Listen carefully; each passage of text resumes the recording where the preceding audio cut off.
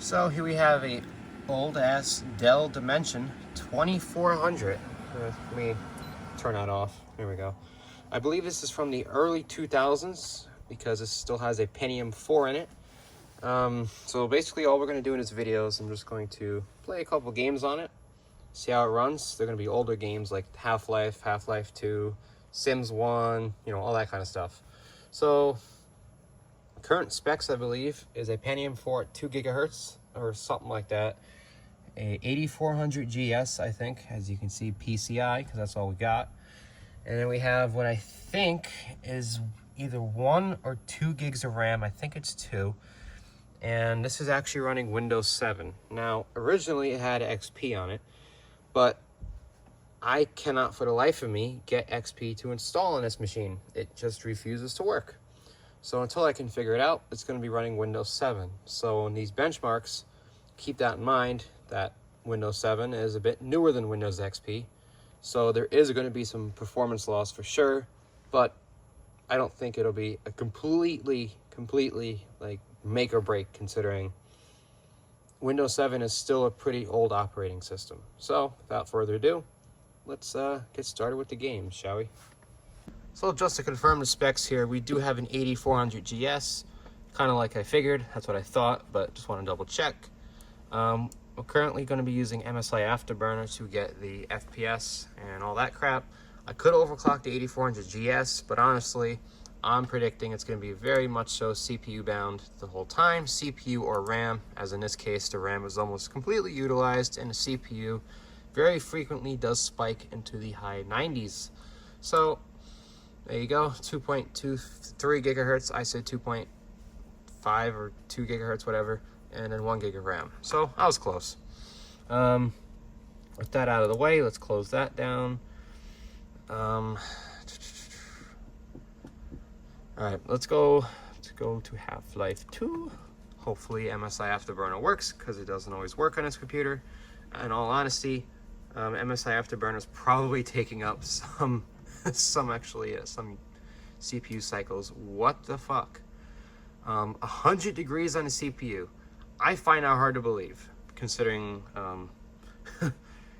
it's not hot down here, and I just repasted this CPU probably a couple months ago. So I don't believe that at all, honestly.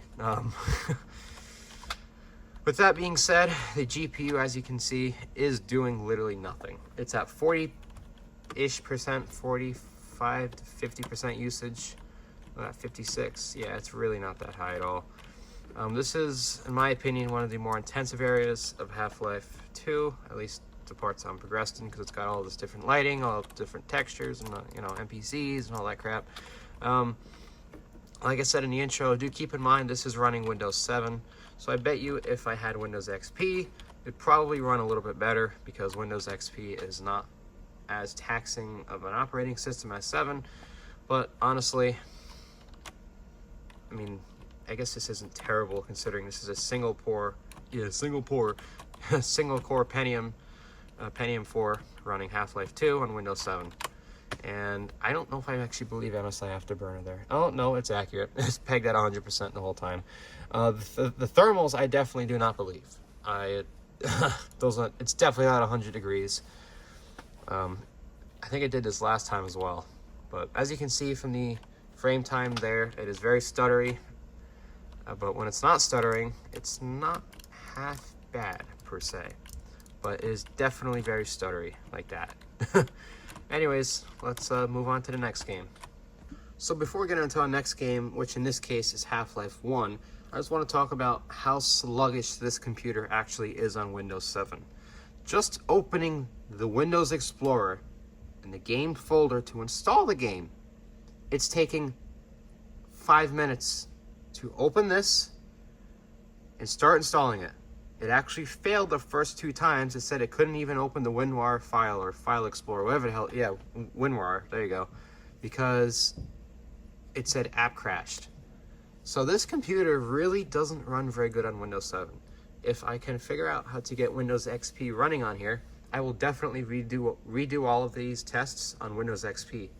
But the last few times I've tried it, Windows XP just straight up refused to install, and it just blue screened mid-install several times with several different ISOs. So I don't know what the problem was, but that's why I went with Windows 7. So like I said, if I can get it working one day, I will more than guarantee redo all these tests on Windows XP. Now let's start Half-Life 2.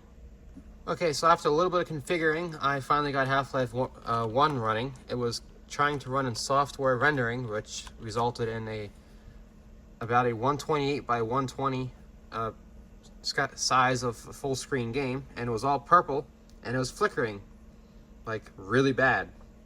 So I guess it was just a software rendering issue. I don't know why it was set to software to begin with, but this is running on the 8400 GS now. MSI Afterburner doesn't want to work, but that's fine. It's running really smooth, as you can probably tell. So yeah, I don't know why it didn't work the first time on software. I don't know why it was set to software, but it was. I'm going to show you the settings here. Configuration, video options. Nope. Video mode. Yeah, there we go.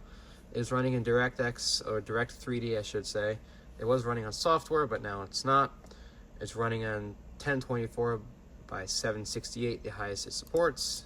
And apparently that's all of the graphics settings I can change.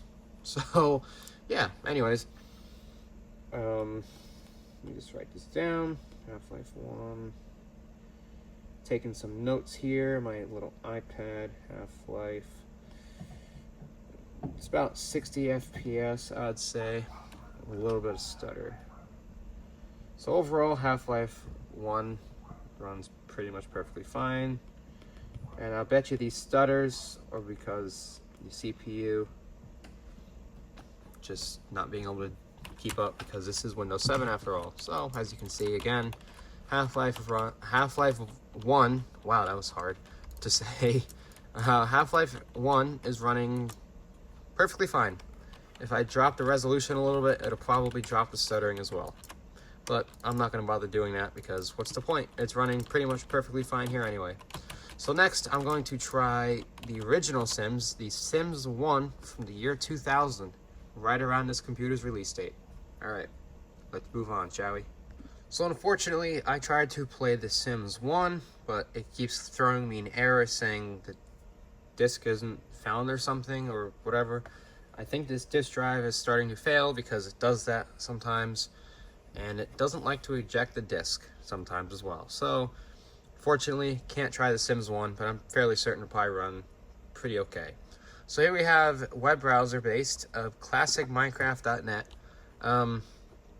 Obviously this is web browser based, so it would perform differently if you had actually downloaded the same version of Minecraft per se. It's only a little stuttery.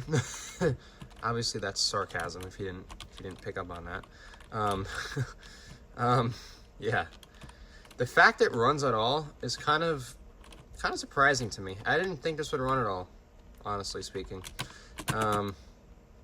Now, I think you would call this probably like walking, not really running, with the amount of stuttering and lag, but I suppose you can still say running in a way.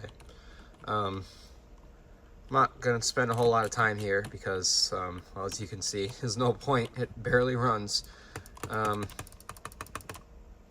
long does it take for blocks to show up?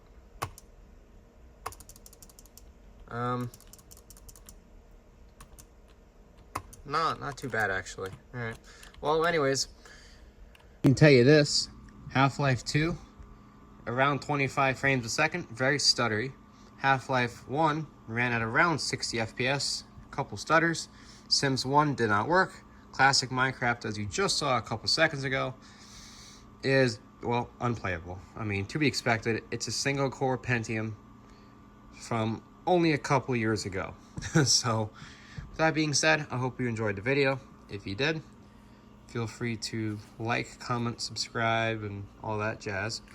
And if you have any ideas for a video, or you just want to ask me something or anything, also feel free to leave a comment. So yeah, with that being said, hope you liked the video, and I'll see you in the next one.